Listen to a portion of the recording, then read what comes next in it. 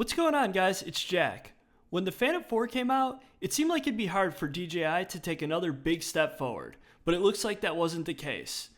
The Mavic Pro is the first big departure from the Phantom lineup, which has kind of been evolving slowly year over year since it was first released.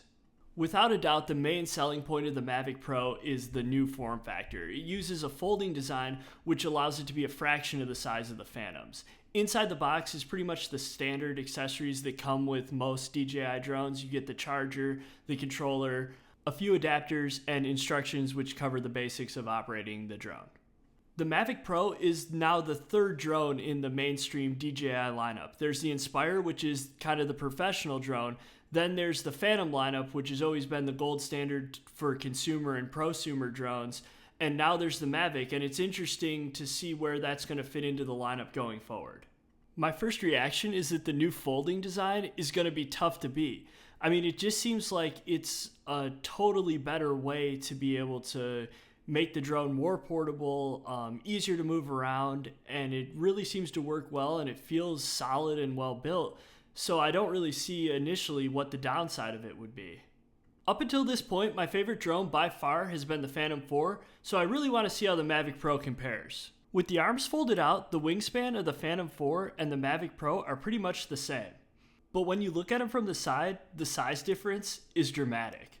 One of the cool things is although the Mavic is smaller, you don't give up that many features that are on the Phantom 4. For example, they both have the sensors in the front which detect obstacles and help you fly the drone and hopefully avoid accidents. They really seem to refine a lot of things with the Mavic that make just general use a lot easier.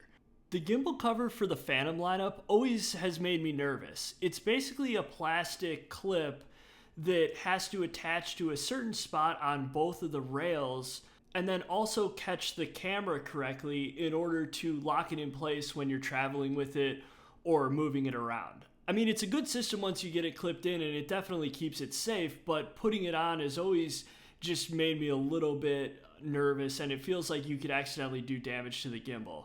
With the Mavic, they've changed it to this clear plastic dome that you just basically clip on. It couldn't be much simpler. And the nice thing is that you can actually fly with it, and then they give you a rubber cover to put over it so that the plastic doesn't get scratched or scuffed. The propellers now use a folding design, and they're much more compact, really kind of just like the Mavic is.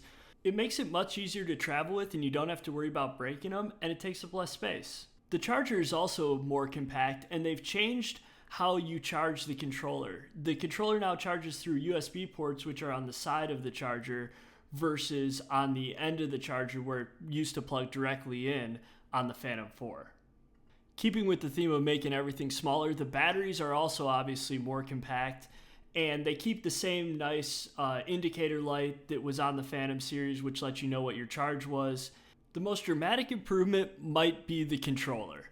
The controller for the Phantoms has always been one of the downsides. It's always just seemed to be overly big and plasticky, and like there was a lot of room for improvement. Mounting the phone or an iPad on the top was kind of a clunky process, and they seem to have refined it a ton in the Mavic Pro. It now connects on the bottom of the controller, and there's a built-in cord so you don't have to bring a USB along with you like you always used to. You just clip the phone into the bottom and you're pretty much set to go at that point, which is really nice. I think overall, it's probably the biggest difference.